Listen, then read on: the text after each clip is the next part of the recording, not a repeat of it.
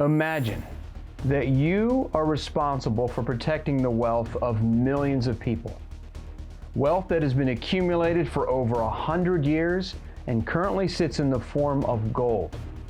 The world is on the brink of war. And that gold, billions of dollars worth of gold, is vulnerable. It's the 1930s, and this is the exact scenario that the United States found itself in.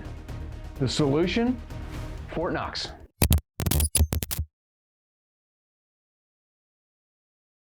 Managed by the Department of Treasury, the United States Bullion Depository, commonly referred to as Fort Knox, is a fortified vault building located next to the United States Army post at Fort Knox, Kentucky.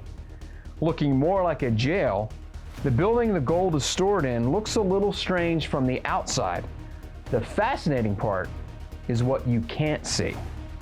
Now, while it's doubtful that the official numbers that the government gives us on how much gold is in Fort Knox are accurate, it's the only numbers that we have to go on. And what the government says is there's 147.3 million troy ounces of gold currently sitting in Fort Knox, valued at $290 billion. That number represents approximately 56% of the United States gold reserves. Now, in addition to the gold at Fort Knox, there's also valuables stored there from other federal government agencies. Now, on December 31st, 1941, as much as 646.6 million troy ounces of gold were held in the vault. The weight of a standard bar of gold at Fort Knox is approximately 27.5 pounds or 400 ounces. In addition to the bars, there are also gold coins stored. Other than small amounts used to test for purity during regularly scheduled audits, no gold has been transferred to or from Fort Knox for many years. Now, with this amount of gold, the security has to be good. And at Fort Knox, it is. The building housing the vault contains 4,200 cubic yards of concrete, 16,000 cubic feet of granite, 750 tons of reinforced steel, and 670 tons of structural steel. The roof is reportedly bomb-proof. Completed in 1936, it cost $560,000 to build it. The vault containing the gold has a main door that is 3 feet thick and weighs 20 tons. No one person knows the complete combination, so to enter, staff dial in separate combinations that are known only to them. But what if you find yourself locked in? Not to worry, because there is a secret emergency escape route that can only be accessed in the event the vault door is locked with somebody inside. Now, if you tried to breach the door using a torch or a drill or an explosive, you'd be unsuccessful, as the vault door has been engineered to withstand those types of efforts. But the real trick is actually getting to the door.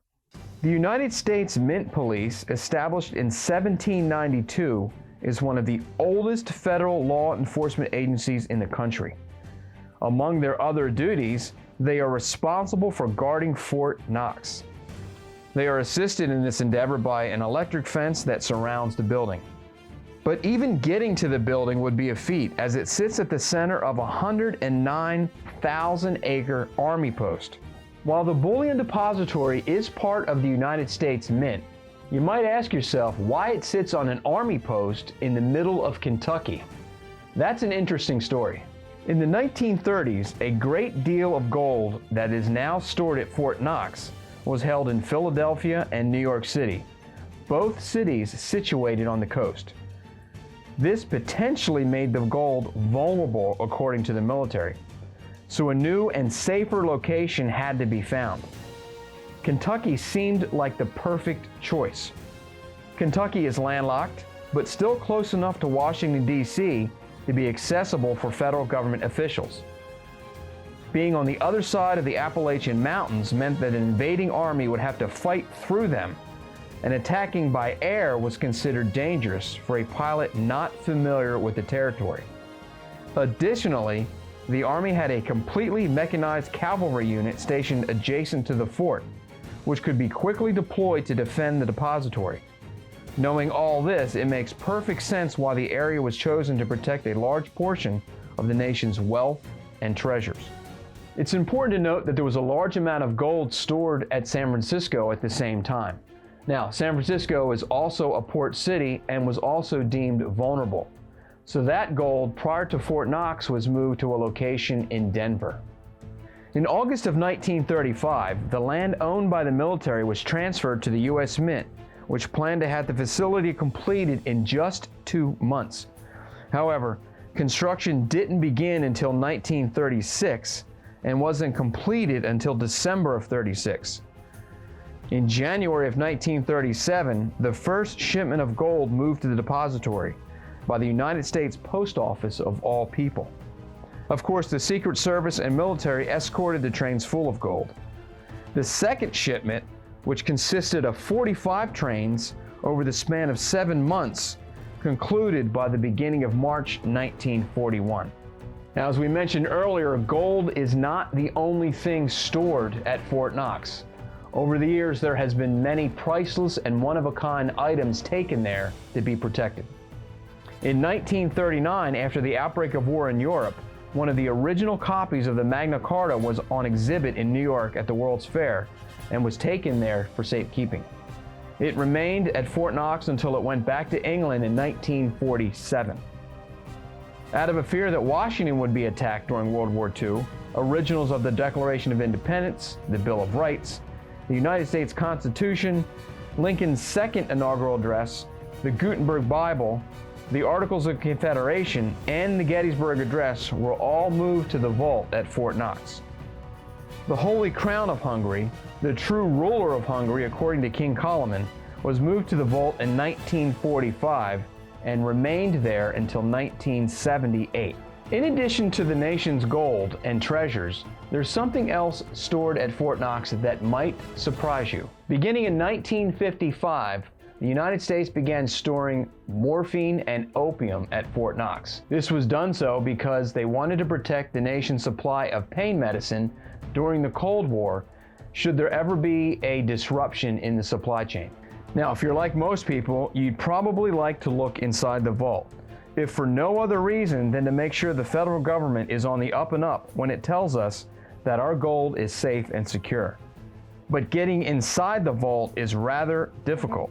In fact, few outside of those who are entrusted with the depository security have ever actually been inside.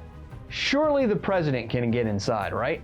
Well, I'm sure they can, but there's only ever been one that's ever been inside the vault, and that's FDR.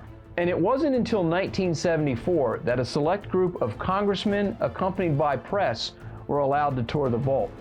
The stated reason was because there was some rumors that there was no gold in the vault, and this was a way to kind of dispel those rumors. The vault was again inspected in 2017 by Secretary of the Treasury Steve Mnuchin, Senator Mitch McConnell, Kentucky Governor Matt Bevin, and other elected officials.